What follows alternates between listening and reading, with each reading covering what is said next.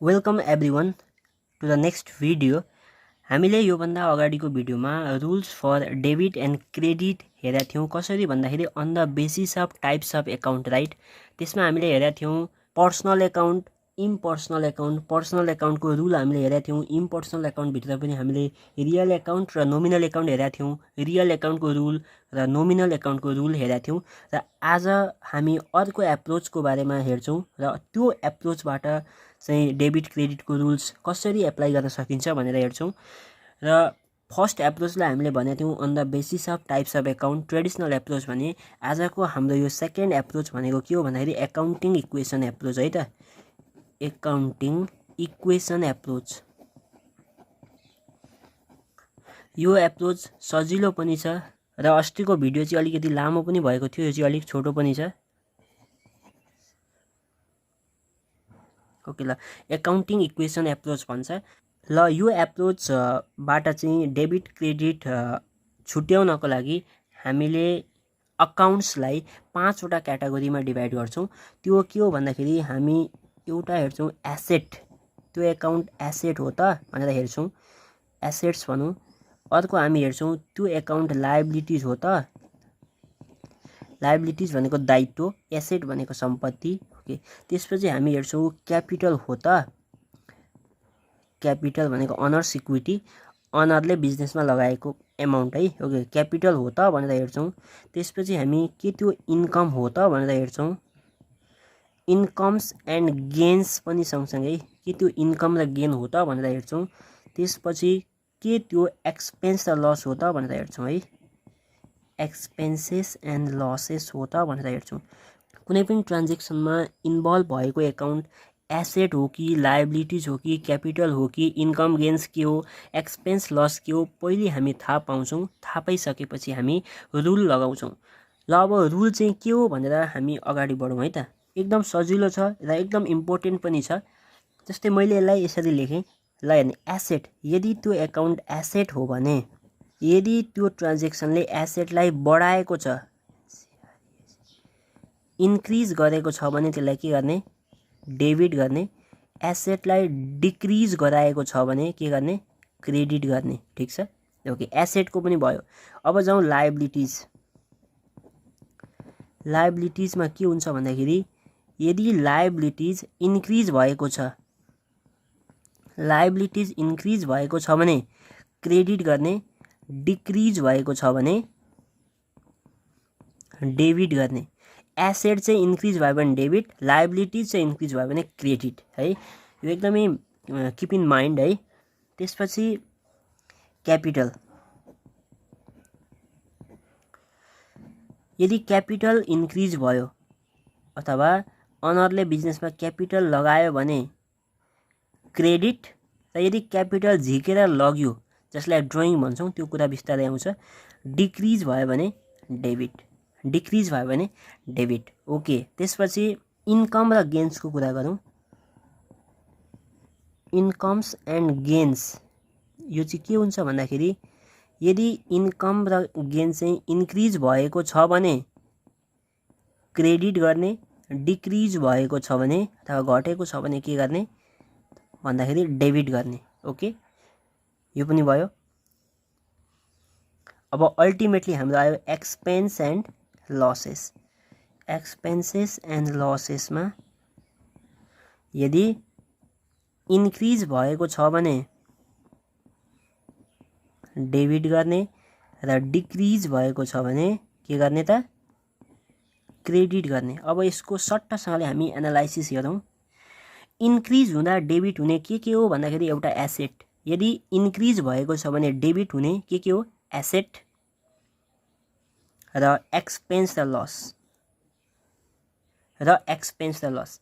Asset पनि increase हुँदा debit, expense loss पनि इन्क्रिज हुँदा डेबिट। त्यसै गरी एसेट पनि डिक्रिज हुँदा क्रेडिट, एक्सपेन्स लस पनि डिक्रिज हुँदा क्रेडिट। बुझ्यो।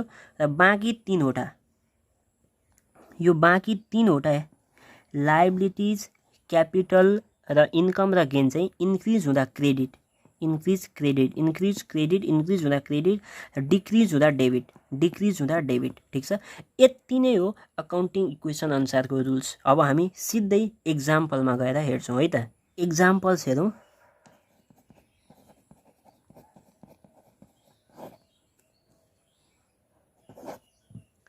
बिजनेस स्टार्टेड विथ क्यास, यो एउटा ट्रान्जेक्सन हो, यो एउटा ट्रान्जेक्सन हो। अब यसमा एकाउन्ट इन्भल्भ के हुन्छन्? एउटा क्यास एकाउन्ट तपाईलाई थाहा छ, अर्को क्यापिटल एकाउन्ट, क्यास एकाउन्ट र अर्को क्यापिटल एकाउन्ट। बिजनेसमा क्यास आयो, क्यास भनेको के हो? एसेट हो, क्यास भनेको एसेट हो। एसेट इन्क्रिज भयो कि भएन? यहाँ बिजनेसमा क्यास आयो मतलब एसेट इन्क्रिज भयो। एसेट इन्क्रिज भयो भने हामी के गर्छौँ रे? डेबिट। क्यापिटल, अनरले बिजनेसमा लगाएको एमाउन्ट क्यापिटल। क्यापिटल यहाँ के भयो? इन्क्रिज भयो। क्यापिटल बढ्यो भने हामी के गर्छौँ रे? क्रेडिट गर्छौँ रे। बुझ्नुभयो? Cash account debit to capital account. हामी जर्नल इन्ट्री चाहिँ यहाँ लेख्दैनौँ, खालि मैले छुट्याएँ। डेबिट के हुन्छ, क्रेडिट के हुन्छ। ओके, 2 नम्बरको एक्जाम्पल हेरौँ। Cash paid into bank. हामीले यसको मतलब यो के भनेको भन्दाखेरि क्यास लगेर ब्याङ्कमा डिपोजिट गरियो भनेको। क्यास पेड इन्टु ब्याङ्क भनेको ब्याङ्कमा लगेर क्यास राखियो। यसको मतलब हाम्रो ब्याङ्क एकाउन्टमा पैसा आयो, ब्याङ्क हाम्रो एसेट हो। त्यसपछि अर्को हाम्रो बिजनेसबाट क्यास गयो। अब यहाँ हेर्ने के हुन्छ? ब्याङ्क हाम्रो के हो? एसेट हो नि। ब्याङ्क हाम्रो के हो? एसेट हो। एसेट इन्क्रिज भयो भने हामी के गर्छौँ? डेबिट। क्यास पनि हाम्रो के हो? एसेट नै हो। एसेट नै हो तर हाम्रो क्यास घट्यो। क्यास घट्यो भने हामी के गर्छौँ? क्रेडिट गर्छौँ। कसरी क्यास घट्यो? हामीले बिजनेसमा भएको क्यास निकालेर ब्याङ्कमा लगेर राख्यौँ। यसको मतलब ब्याङ्क ब्यालेन्स बढ्यो, एसेट बढ्यो, डेबिट भयो। ओके, त्यसपछि क्यास भनेको बिजनेसमा रहेको क्यास घट्यो र त्यही क्यास चाहिँ गएर ब्याङ्कमा डिपोजिट भएको हो नि त। सो बिजनेसमा भएको क्यास चाहिँ के भयो? एसेट हो, घट्यो भने क्रेडिट भयो। So bank account debit to cash हुन्छ। ठिक छ? Okay, example number 3। जति धेरै हामी एक्जाम्पल प्र्याक्टिस गर्छौँ, एक्जाम्पललाई एनालाइज गर्छौँ, त्यति बुझ्न सजिलो हुन्छ, त्यति बुझिन्छ है। Okay, example 3। Suppose furniture purchase गरियो। फर्निचर पर्चेज गरियो भने हाम्रो एकाउन्ट इन्भल्भ के हो? एउटा त बिजनेसमा फर्निचर आयो, त्यसपछि अर्को फर्निचर किन्दाखेरि हाम्रो के भयो त भन्दाखेरि क्यास बाहिर गयो भनेको हाम्रो क्यास। यसलाई चाहिँ मैले क्यासमा मानेको छु है। ल, यहाँ अन क्यास भनेको क्यासमै किन्यो भन्ने एजम्सन गरे हो। क्वेसनमा दिएकै हुन्छ। यसलाई क्रेडिट गर्दा पनि केही फरक हुँदैन, यसलाई क्रेडिट गर्दा पनि केही फरक पर्दैन। त्यही अनुसार हामी रुल एप्लाई गर्छौँ र मैले चाहिँ यहाँ क्यास गरेँ, क्रेडिट गर्दा पनि केही फरक पर्दैन। ओके, फर्निचर एकाउन्ट आयो। फर्निचर भनेको त हाम्रो सम्पत्ति हो नि। फर्निचर हाम्रो बिजनेसमा आयो नि। फर्निचर भनेको एसेट हो। यो एसेट इन्क्रिज भयो बिजनेसमा, सो यो डेबिट हुन गयो। क्यास हाम्रो एसेट घट्यो, त्यही भएर क्रेडिट हुन गयो। यसको मतलब furniture account debit to cash भयो। बुझ्यो? Furniture purchase on cash. Furniture किनेकाले गर्दा फर्निचर एकाउन्ट आयो। यदि यहाँ गुड्स किनेको थियो भने के आउँथ्यो? पर्चेज आउँथ्यो। यो तपाईँले बुझिसक्नु भएको छ मेरो अगाडिको भिडियो यदि हेर्नु भएको छ भने। एक्जाम्पल नम्बर 4 मा जाउँ। इन्ट्रेस्ट रिसिभ्ड है त। इन्ट्रेस्ट रिसिभ्ड भनेको ब्याज हामीले रिसिभ गर्यौँ रे। ब्याज रिसिभ गर्यौँ मतलब हामीसँग के आयो? क्यास आयो। त्यसपछि इन्ट्रेस्ट रिसिभ गर्नु भनेको हाम्रो लागि इन्कम हो। सो अर्को इन्ट्रेस्ट इन्कम भनेर लेख्ने।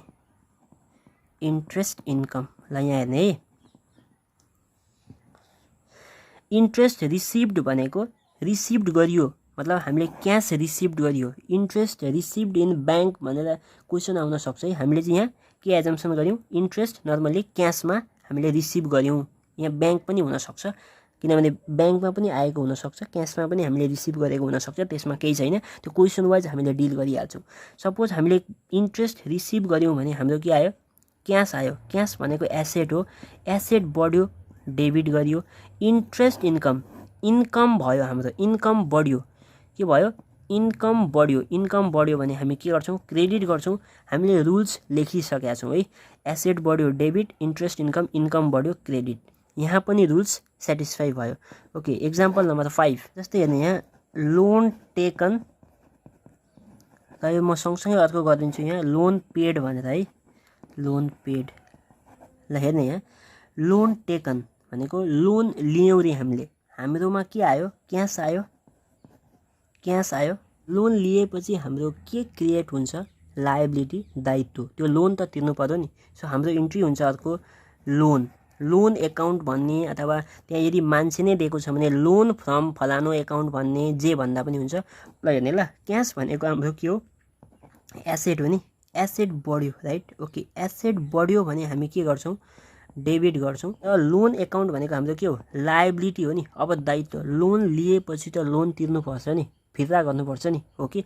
सो लायबिलिटी बढ्यो भने हामी के गर्छौं क्रेडिट गर्छौं यो पनि बुझिहाल्नु भयो तपाईले भनेको के हो भनेको इन्क्रिज इन एसेट भयो डेबिट इन्क्रिज इन लायबिलिटी भयो क्रेडिट त्यसपछि अब लोन पेड हेरौँ ल लोन पेड गर्यौं अघि यहाँ भएको थियो लायबिलिटी इन्क्रिज हुँदा हामीले लोन एकाउन्टलाई क्रेडिट गरेका थियौं अब लोन तिर्यौं मतलब हाम्रो त्यो लोन त सक्यो नि लोन र पेड मतलब हाम्रो क्याश गयो है सो लोन भनेको हाम्रो लायबिलिटी डिक्रिज भयो अब हामीले लायबिलिटी तिर्नु छैन लायबिलिटी तिरिसक्यो लायबिलिटी घट्यो यदि लायबिलिटी घट्यो भने डेबिट गर्ने र यदि क्याश हाम्रो गयो क्याश एसेट हो क्याश गयो भने हामी क्रेडिट गर्ने सो यसको जर्नल के भयो loan account debit to cash account भनेर आयो ओके यसमा नझुक्किनु होला लोन टेकन हुँदा क्याश एकाउन्ट आयो भनेको एसेट बढ्यो डेबिट भयो लोन एकाउन्ट भनेर आयो भनेको यो लायबिलिटी हो लायबिलिटी बढ्यो क्रेडिट भयो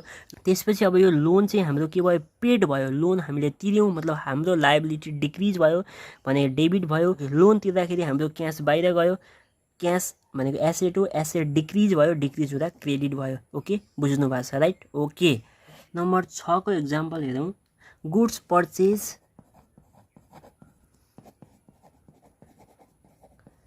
purchased on credit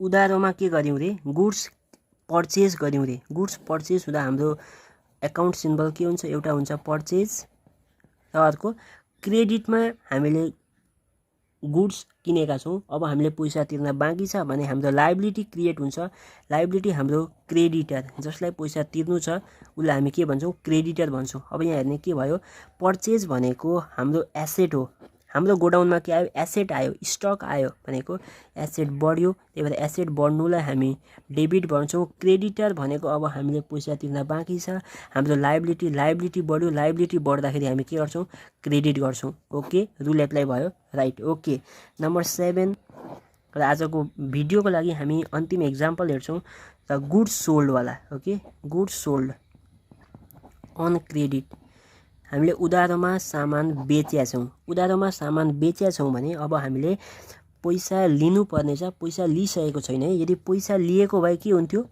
cash account भनेर आउँथ्यो तर हामीले पैसा लियौं त लिएका छैनौं क्याश एकाउन्ट भएन हाम्रो के हुन्छ डेटर एकाउन्ट भन्छ भनेको जसबाट पैसा लिनु छ डेटर्स एकाउन्ट र गुड्स सोल्ड भनेको सामान बेच्नु भनेको हाम्रो के हो सेल्स अब हेर्ने ल ओके डेटर्स भनेको हाम्रो लागि के हो एसेट हो सम्पत्ति हो रिसिएबल हो त्यही भएर एसेट बढ्यो भने हामी डेबिट गर्छौं सेल्स भनेको इन्कम हो र इन्कम पनि बढ्यो भने हामी के गर्छौं क्रेडिट गर्छौं ओके राइट हामीले विभिन्न किसिमका 7 वटा एक्जाम्पल हेर्यौं र यसको रुल्सलाई एनालाइसिस गर्दै हेर्यौं तपाईलाई सायद आई होप है तपाईले एकदम मजाले बुझ्नु भएको छ होला मैले एकदम स्लोमा सबै बुझाउने प्रयास गरेको थिएँ आजको भिडियोबाट चाहिँ बिदा मागौं okay thank you so much